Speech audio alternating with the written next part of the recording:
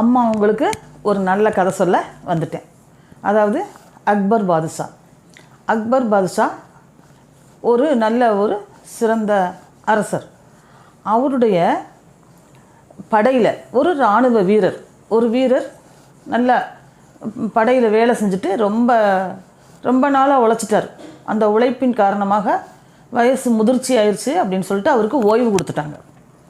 அந்த இராணுவ வீரர், அதாவது அக்பர் பாதுஷாவுடைய படையில் வேலை செஞ்சவர், படையில் வேலை செஞ்சுட்டு ரொம்ப வயசாயிருச்சு, அவருக்கு ஓய்வு கொடுத்துட்டாங்க. அவருடைய ஆக்ரா அப்படிங்கிற அந்த ஏரியாவில் இருந்து வெளியில் அவருக்கு வீடு இருந்துச்சு. அந்த வெளியில் அவருடைய சொந்த வீட்டில் அவர் ஓய்வெடுத்து தன்னுடைய 4 பையன்களோடு வாழ்ந்து வந்துக்கிட்டு இருந்தார். ஒரு கட்டத்தில் அவருக்கு ரொம்ப உடம்புக்கு முடியாமல் ஆயிடுச்சு. அப்போது அந்த 4 மகன்களையும் யோசிக்கிறார். ரொம்ப நமக்கு முடியாமல் போயிடுச்சு, நம்ம கூடிய சீக்கிரம் இறந்து போயிடுவோமோ அப்படின்னு சொல்லிட்டு அவர் யோசித்து பசங்களை கூப்பிட்டு பசங்களை, நீங்கள் இங்கே வாங்க, எனக்கு நான் இறந்து போகிற ஒரு தருணம் வந்துருச்சு. நீங்கள் 4 பேரும் நீங்கள் என்ன செய்யணும், வெளியில் போய் நல்ல உழைச்சி நல்ல சம்பாத்தியம் பண்ணணும். உங்களுக்காக நான் ஒரு 1000 பொற்காசுகள், தங்க காசுகள் நான் சேர்த்து வச்சுருக்கேன். அந்த தங்க காசுகளை ஒரு பெட்டிக்குள்ளே போட்டு நம்ம வீட்டு தோட்டத்தில் ஒரு ரோஜா செடி தொட்டி, அதுக்கு அடியில் நான் அந்த பெட்டியை நான் புதைச்சி வச்சுருக்கேன். நீங்கள் நான் இறந்த பிறகு என்ன செய்யணும், நீங்கள் வெளியில் போயிருங்க. வெளியில் போய் 4 பேரும் உங்களுடைய சொந்த உழைப்பில் சம்பாத்தியம் பண்ணி இந்த உலக அனுபவத்தையும் கற்றுக்கிட்டு, அதுக்கப்புறம் சரியாக நான் இறந்து 1 வருஷம் கழித்து தான் இந்த பொற்காசுகளை எடுத்து என்ன செய்யணும், 4 பேரும் பங்கு வச்சு எடுத்துக்கங்க அப்படின்னு சொல்கிறார். உழைக்க கற்றுக்கங்க, உழைப்பு தான் ரொம்ப முக்கியம். அப்பா சேர்த்து வச்சுருக்காரே, நம்ம அதை செலவழிச்சிட்டு ஜாலியாக இருக்கலாம் அப்படிலாம் இருக்கக்கூடாது. உழைக்கணும். நீங்கள் சொந்த உழைச்சி திறமைசாலியாக வந்த பிறகு 1 வருஷம் அதுக்கு அவகாசம் எடுத்துகிட்டு அதுக்கப்புறம் இந்த காசை எடுத்துக்கோங்கன்னு சொல்கிறார். அவரும் இறந்து போயிடுறார். அவருக்கு செய்ய வேண்டியதெல்லாம் செஞ்சுட்டு பசங்க 4 பேரும் என்ன செய்கிறாங்க, சொல்லிவிட்டு அவங்கவுங்க சொல்லிவிட்டு கிளம்பிடுறாங்க. எல்லாரும் வெளியில் வேலை தேடி போயிடுறாங்க. அதில் முதல் பையன் என்ன செய்கிறான், பெரிய வணிகர், வியாபாரி, ஒரு பெரிய வியாபாரிகிட்ட போய் வேலைக்கு சேர்றான். மூத்த பையன் சேர்ந்து அந்த வியாபார தந்திரங்கள், நுணுக்கங்கள் எல்லாம் கற்றுக்கிட்டு கடுமையாக உழைக்கிறான், நேர்மையாக உழைக்கிறான். அவர் முதலாளிக்கிட்ட ரொம்ப விசுவாசமாக இருக்கிறான். அதுக்கப்புறம் அவர் முதலாளியை ரொம்ப பாராட்டி அவனை நல்ல சன்மானம்லாம் கொடுக்குறாங்க. அவனுடைய கடைசியாக அவன் என்ன செய்கிறான், தன்னுடைய முயற்சி, தன்னுடைய நுணுக்கங்களை கற்றுக்கிட்டு தனியாக ஒரு வியாபாரம் பண்ணுற அளவுக்கு திறமசாலியாக மூத்தவன் வந்துடுறான். ரெண்டாவது பையன் என்ன செய்கிறான், அவன் என்ன பண்ணுறான், ஒரு இராணுவ படை, அவங்க அப்பா மாதிரி பக்கத்து நாட்டுக்கு போய் இராணுவ படையில் சேர்ந்து அந்த இராணுவத்தில் படைகளை, எதிராளிகளை எப்படி ஜெயிக்கணும், அந்த ஆயுதங்களையெல்லாம் நம்ம எப்படி கையாளணும் அப்படின்னு சொல்லிட்டு அவன் நல்ல திறமசாலியாக அந்த படையிலேருந்து திறமசாலியாக வந்துடுறான். ரெண்டாவது பையன். மூணாவது பையன் என்ன செய்கிறான், நல்ல மூலிகைகள், இந்த மூலிகைகளில் செஞ்ச அந்த மருந்துகளை தயார் பண்ணி நோயாளிகளை குணப்படுத்துவாங்கள்ல, அந்த வைத்தியசாலையில் போய் இவன் வேலைக்கு சேர்றான். மூணாவது பையன் வேலைக்கு சேர்ந்து அந்த மருத்துவர்கிட்ட முறையான அந்த சிகிச்சை முறையெல்லாம் நல்லா கற்றுக்குறான்.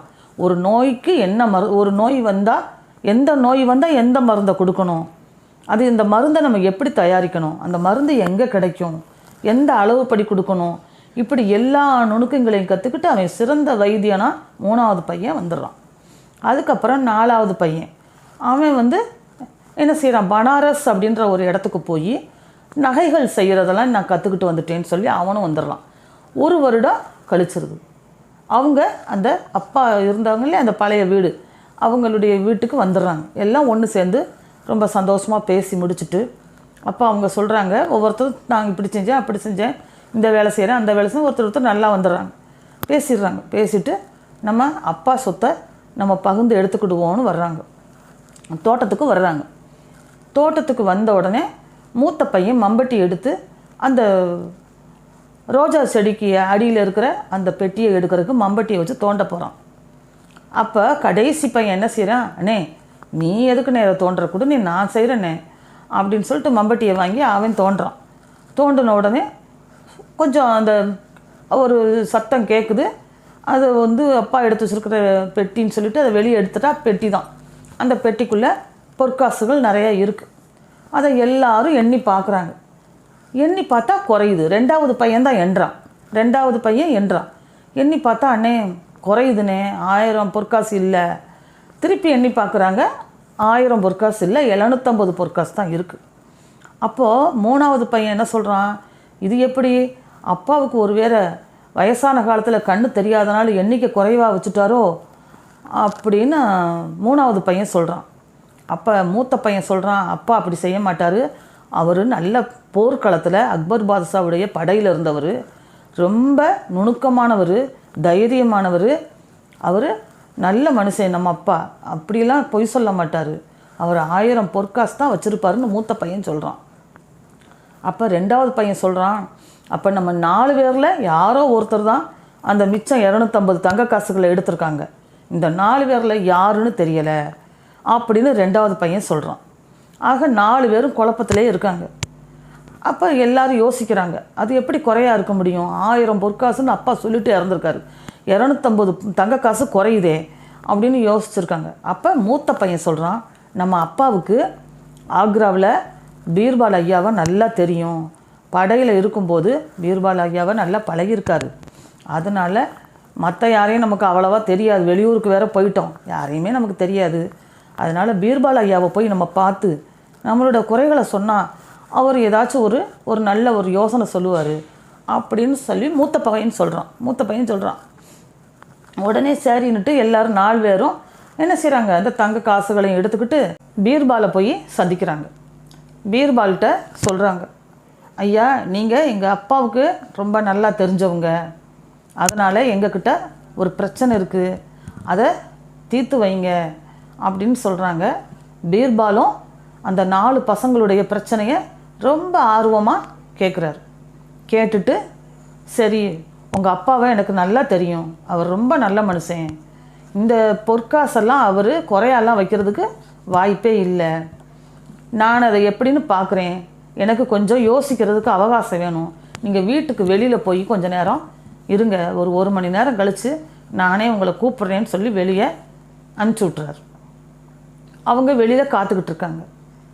1 மணி நேரம் கொஞ்சம் நேரம் கழித்து, ஒரு 1.5 மணி நேரம் கழித்து பீர்பால் திருப்பி அந்த 4 பேரையும் கூப்பிட்றாரு. கூப்பிட்டுட்டு அவர் சொல்கிறாரு, எனக்கு இன்றைக்கி ரொம்ப வயிறு பசியாக இருக்குது, நீங்கள் நல்ல தரமான சாப்பாடு 4 பேரும் தனித்தனியாக வாங்கிட்டு வாங்க, நான் அதை சாப்பிட்டு பார்க்கணுன்னு ரொம்ப ஆசை, ரொம்ப பசியாக இருக்கு, நல்ல சாப்பாடாக வாங்கிட்டு வாங்க அப்படின்னு சொல்லி சுவையானதாக நல்ல சாப்பாடாக வாங்கிட்டு வாங்கன்னு அனுப்பிச்சி விட்றாரு. 4 பசங்களும் போயிடுறாங்க, சாப்பாடு வாங்க போயிடுறாங்க. அவங்களும் போய் மூத்த பையன் முதல்ல சாப்பாடு வாங்கிட்டு வந்துடுறான், அடுத்த பையன் வந்துடுறான், அந்த கடைசி பையன் ரொம்ப நேரம் கழித்து வர்றான். எல்லோரும் சாப்பாடை கொடுத்துட்றாங்க, வாங்கிட்டு வந்துட்டோம்ட்டு. பீர்பால் முதல்ல மூத்த பையனுடைய சாப்பாடெல்லாம் சாப்பிட்றாரு, 2வது பையனுடைய சாப்பாடு வாங்கிட்டு வந்ததை சாப்பிட்றாரு, 3வது பையனுடைய சாப்பாடு வாங்கிட்டு வந்ததையும் சாப்பிட்றாரு, 4வது பையனுடைய சாப்பாடையும் சாப்பிட்றாரு. இந்த 3 பேர் சாப்பாடும் நல்லா இருக்குது, ஆனால் கடைசி பையன் கொண்டு வந்த சாப்பாடு ரொம்ப தரமாகவும் ரொம்ப சுவையாகவும் இருக்குது. அப்போ அவருக்கு தெரிஞ்சு போகுது. ஏன்னா அந்த 3 பேரும் முதல் 3 பேரும் வெளியூரில் இருந்திருக்காங்க.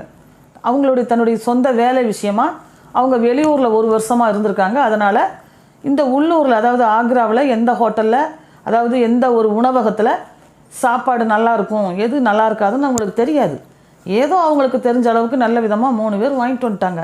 ஆனால் கடைசி பையன் உள்ளூர்லேயே இருந்திருக்கான். அதனால் அவனுக்கு எந்த உணவகத்தில் சாப்பாடு வாங்கினா நல்லாயிருக்கும், தரமாக இருக்கும் அப்படின்னு சொல்லி அவனுக்கு நல்லா தெரிஞ்சிருக்கு. அதனால் விசாரித்து பார்த்து சாப்பாடை வாங்கிட்டு வந்திருக்கான். அலைஞ்சு திரிஞ்சு நல்லா வாங்கினதுனால தரமாக வாங்கிட்டு வந்துட்டான். உடனே அவர் பீர்பால் கண்டுபிடிச்சிடுறார், தம்பி நீங்கள் 4வது பையன் தம்பி தான், நீங்கள் தான் இந்த 250 பொற்காசுகளை நீங்கள் எடுத்திருக்கீங்க, நீங்கள் தான் உள்ளூரில் இருந்திருக்கீங்க, நீங்கள் பனாரஸு தங்க நகை கடையிலலாம் வேலை பார்த்தேன்னு சொல்கிறதெல்லாம் பொய், நீங்கள் உங்கள் பழைய வீட்டிலையே இருந்திருக்கீங்க, 250 தங்க காசையும் எடுத்திருக்கீங்க, வேலை வெட்டிக்கு எதுவுமே போகலை, உள்ளூரில் இருந்ததுனால எந்த உணவகத்தில் சாப்பாடு நல்லாயிருக்கும், எது நல்லா இருக்காதுன்னு தெரிஞ்சதுனால நீங்கள் நல்லா விசாரித்து பார்த்து வாங்கியிருக்கீங்க. இவங்க வெளியூரில் இருந்ததுனால எந்த கடையில் சாப்பாடு நல்லாயிருக்கும், எந்த கடையில் சாப்பாடு நல்லா இருக்காதுன்னு உங்களுக்கு தெரியாது. ஏதோ ஓரளவுக்கு பார்த்து வாங்கிட்டு வந்திருக்காங்க, அவ்வளோதான். குற்றவாளி கடைசி பையன் அப்படின்னு சொல்லி என்ன செய்கிறாரு, சொல்லிடுறார் இந்த பையன். அவனும் என்ன செய்கிறான், அந்த கடைசி பையனும், ஆமாம் நான் என்னுடைய அப்பா இறந்த வீட்டிலையே, அந்த பழைய வீட்டிலையே தான் இருந்தேன், நான் எங்கேயும் வேலைக்கு போகல, அந்த காசை எடுத்து செலவழிச்சிட்டு நான் இருந்துட்டேன்னு ஒப்புக்கொண்டுறான்.